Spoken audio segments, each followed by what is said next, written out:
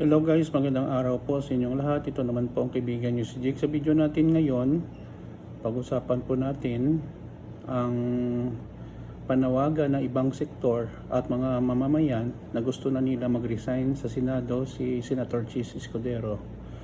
Ano ba ang mga dahilan guys? Bakit gusto nilang mapalayas or mapatalsik sa Senado si Senator Chis Escudero? Before tayo guys magsimula, magpapasalamat muna po ako sa lahat ng mga followers, supporters, subscribers ng aking channel. Maraming salamat po sa inyong walang sawang panonood at suporta. Kung bago lang kayo sa channel ko at gusto nyo ang video natin, paki-like lang po, share, and huwag kalimutang mag-subscribe. Grabe ang init ng balita tungkol kay Senator Chis Escudero. Kasi maraming sektor, mamamayan, netizen na gusto talagang siyang pa-resignin bilang Senate President or bilang Senador kasi nawala ang kanilang trust and confidence kay Senator Chis. Ang dahilan, very simple, pagpaantala or pag-delay ng impeachment proceedings kay VP Sara na sana sa June 2 na sana noon ay at pinaliban sa June 11, 2025. Ano ba ang mga dahilan kung bakit gusto nila na mapatalsik si Senator Chis bilang Senate President or bilang Senador? Una-una guys, constitutional duty. Kung tinutukoy natin ang fourth wind, ang agarang simula ng impeachment court ay mandato ng konstitusyon at may lumalaking opinyon na hindi dapat ito alpasan.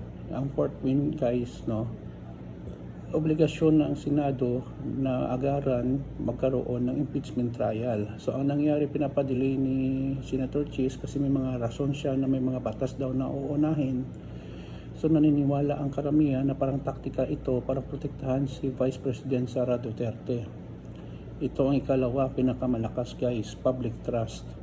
Para sa marami, ang pag-aantala ng sinasabing lukod sa posibleng proteksyon kay VP Sara kaya maaaring bumaba ang tiwala ng publiko sa Senado at sa kanyang bilang Senado na presidente.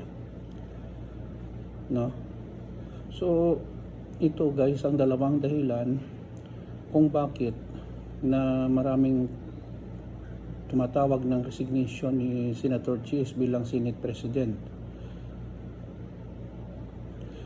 Mayroon ding ibang mga netizen nagsasabi, ang kanilang opinion, ang pagpantala ni Escudero sa pagtakas sa responsibilidad at pagtatakip sa accountability ni VP Sara. Ito din. Ikalawa, tumataas ang pressure mula sa civil society, mga pundasyon ng akademya at iba pang sectors na humiling na matino, agad maproseso ang impeachment trial.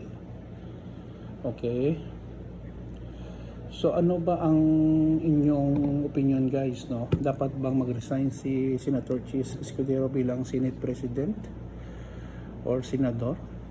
Pakilagay lang po sa comment section. Thank you so much guys sa inyong panonood. Please like, share, and huwag kalimutang mag-subscribe sa channel ko. Sorry po guys. So until then, kita-kita po tayo guys sa sunod na video. Ito naman pong kaibigan nyo si Jake. Paalam, pasensya na po, nabahing po ako.